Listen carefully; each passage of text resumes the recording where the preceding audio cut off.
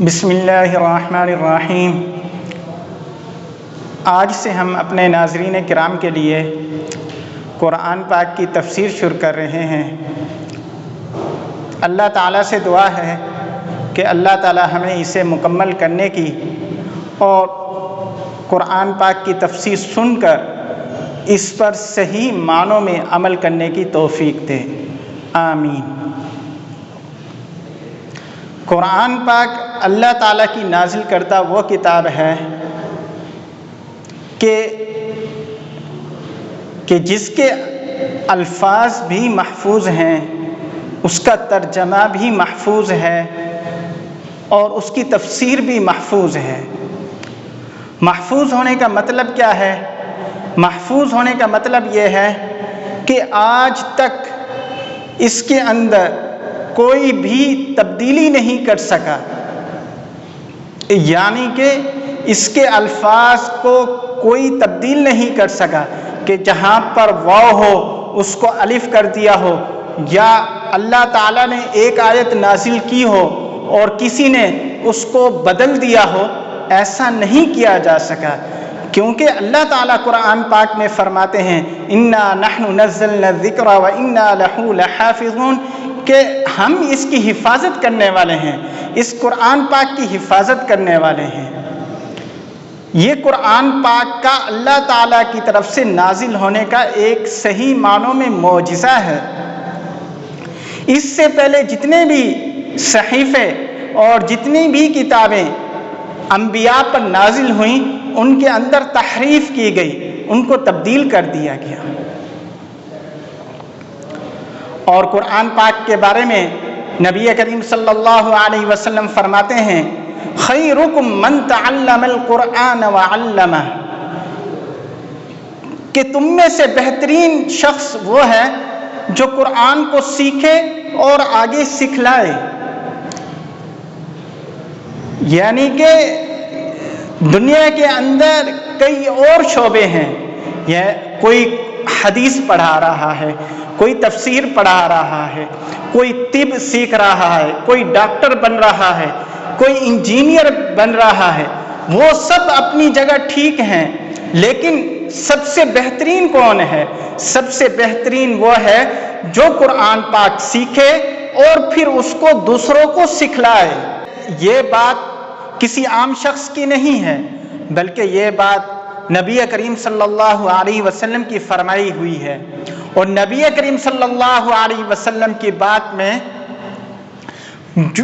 اور نبی کریم صلی اللہ علیہ وسلم کی بات نعوذ باللہ غلط نہیں ہو سکتی۔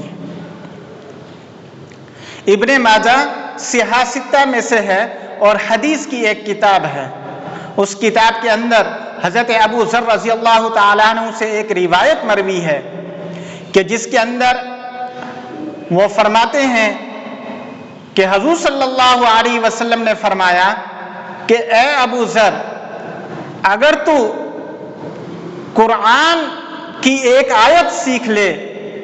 تو یہ 100 رکعت نفل پڑھنے سے بہتر ہے، اگر تو کتاب اللہ سے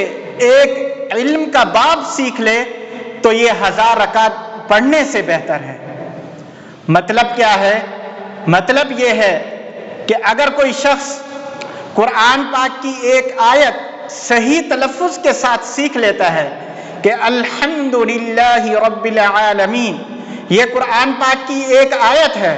اور اس آیت کو وہ صحیح تلفظ کے ساتھ سیکھ لیتا ہے، تو گویا کہ اس نے 100 رکعت نفل پڑھنے والے شخص سے زیادہ ثواب حاصل کر لیا۔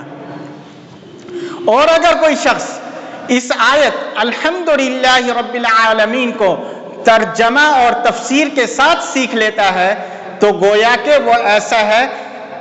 جیسا کہ اس نے 1000 رکعت نفل پڑھنے والے سے زیادہ ثواب حاصل کر لیا ہو۔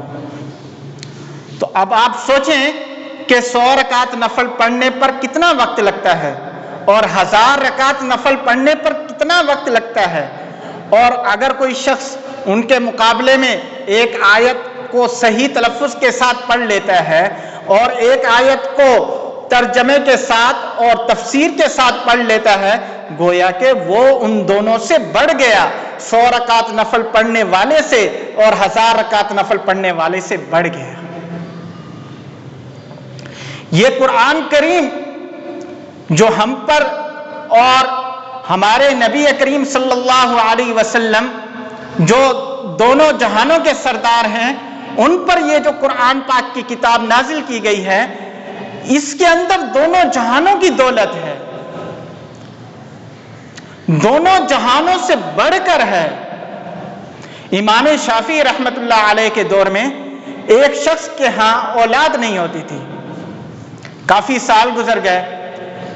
کافی سالوں کے بعد اللہ تعالیٰ نے اس کو اولاد کی نعمت بیٹی کی صورت میں دی، تو خوشی کے مارے اس نے قسم کھا لی کہ میں اللہ کی قسم کھاتا ہوں کہ میں اسے جہیز کے اندر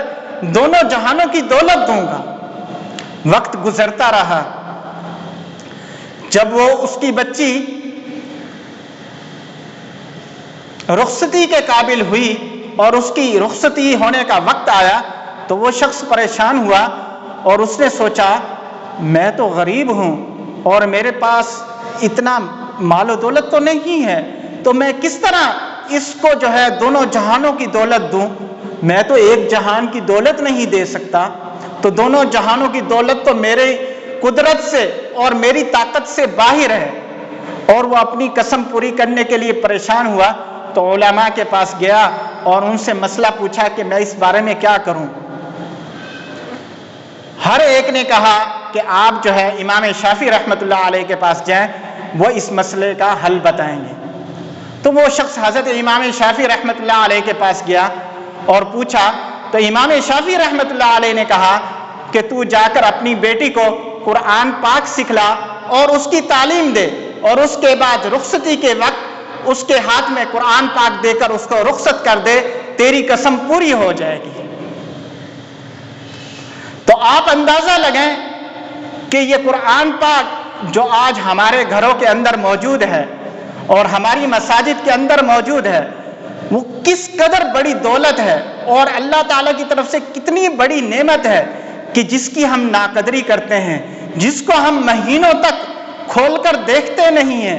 جس کے صفحے پلٹ کر نہیں دیکھتے کہ اللہ تعالیٰ نے اس کے اندر ہمارے لیے کیا پیغام بھیجا ہے، کیا حکم بھیجا ہے، کس طرح ہم نے زندگی گزارنی ہے، کس طرح ہم نے اپنی زندگی کو بسر کرنا ہے، اپنی اولاد کی تربیت کس طرح کرنی ہے، بیوی بچوں کے ساتھ کس طرح رہنا ہے، والدین کے ساتھ کس طرح سلوک کرنا ہے، ایک معاشرے کو کس طرح قائم کرنا ہے۔ ان تمام چیزوں کا، ان سب چیزوں کا حکم اللہ تعالیٰ نے قرآن پاک میں حکم فرما دیا ہے۔ تو میرے بھائیوں، دوستوں، بزرگوں، یہ اتنی بڑی دولت ہمارے پاس موجود ہے، ہمیں چاہیے کہ ہم جو ہے روزانہ